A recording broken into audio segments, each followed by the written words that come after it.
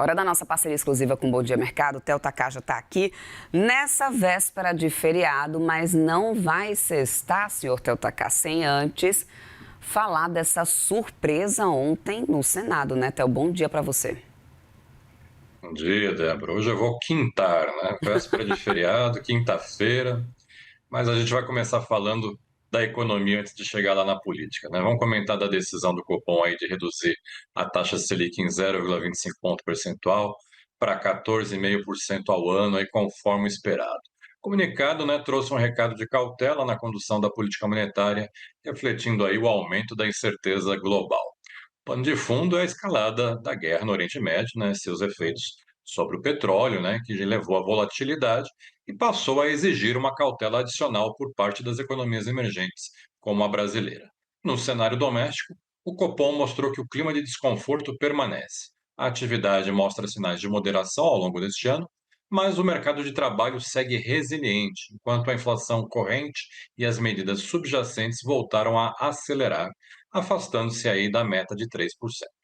As expectativas seguem desancoradas, com o boletim Focus apontando IPCA de 4,9% em 2026 e 4% em 2027, enquanto a projeção do Copom aí para o horizonte relevante, que passou a ser o quarto trimestre de 2027, subiu de 3,3% para 3,5%, também aí acima do centro da meta.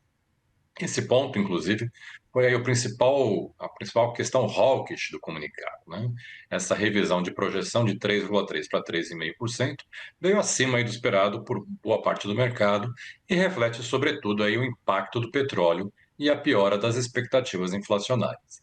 Na prática, o Banco Central reconhece que o cenário piorou, mas evitou sinalizar uma inflexão abrupta na política monetária, né? O ponto mais relevante da comunicação foi a mudança sutil, mas importante, na sinalização futura, na medida que o Copom passou a destacar aí não só o ritmo, mas também a extensão do ciclo de cortes. Essa alteração desloca o foco da próxima decisão aí para o tamanho total do ciclo. Em outras palavras, o debate deixa de ser apenas quanto cortar na próxima reunião, mas até onde será possível cortar.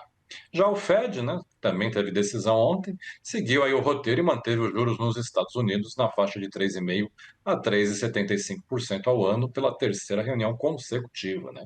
O comunicado e principalmente a entrevista coletiva de Jerome Powell deram um tom mais duro aí do BC americano, né? O presidente do Fed reforçou aí que os preços da energia ainda não atingiram um pico e alertou, né, que o choque provocado pela guerra no Oriente Médio tende a pressionar a inflação e as cadeias de suprimento, elevando também aí a incerteza sobre o crescimento. Além do voto já esperado do Stephen Mira por um corte de 0,25 ponto, chamou atenção aí a dissidência de dirigentes aí que se opuseram à manutenção do viés de relaxamento no comunicado, um sinal de que o espaço para flexibilização está sendo reavaliado. Na prática, o Fed consolidou a sua mensagem de cautela, né? O ciclo de cortes segue distante e condicionado à dissipação de um choque que, nesse momento, se intensifica aí com a escalada geopolítica, Débora.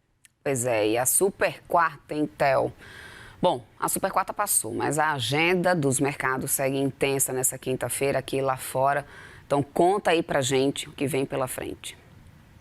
Nos Estados Unidos, temos mais um balanço de Big Tech importante hoje, né? A Apple divulga seu resultado após o fechamento das bolsas e também à noite teremos a petroleira ConocoPhillips. Agora de manhã, a agenda de balanços lá fora está carregada. Na Europa, saem os resultados de Volkswagen, Air France, Société Générale, ING, Bombardier, BNP Paribas e a Stellantis. E nos Estados Unidos, temos Caterpillar, Mastercard e International Paper. Hoje também temos decisões de política monetária importantes na Europa. O Banco da Inglaterra, né, o BOE, anunciou agora há pouco a sua manutenção dos juros por lá em 3,75% ao ano. Logo mais, às 9h15, o Banco Central Europeu, o BCE, também anuncia sua decisão, com expectativa também de manutenção dos juros em 2% ao ano na zona do euro. E na sequência, às 9h45, né, a presidente do BCE, Christine Lagarde, vai conceder uma entrevista coletiva para comentar a decisão.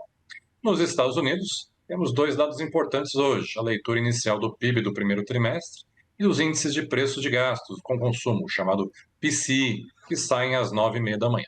Também às 9h30 tem o dado semanal de pedidos de auxílio-desemprego e às 10h45 teremos o índice de atividade nacional do Fed de Chicago. Aqui no Brasil, o dia começa com o resultado primário do setor público consolidado, que está saindo agora, 8h30 da manhã, com a expectativa aí de um déficit de 67,8 bilhões de reais em março, pressionado principalmente pela antecipação dos pagamentos de precatórios. E às 9 da manhã, o IBGE divulga a taxa de desemprego, aí, com expectativa de uma leve alta para 6% no trimestre, encerrado no mês de março, Débora. É isso. Bom, faltou só você comentar então agora sobre a agenda política, né, Theo, que está bombando lá em Brasília. Hoje deve ser um dia daqueles ainda, depois dessa derrota do governo na indicação de Jorge Messias ao STF, né? Você começou a chamada me perguntando da política, deixei o melhor para o final, né? O clima A está cereja do bem bolo. pesado. O clima está bem pesado para o governo Lula em Brasília, né?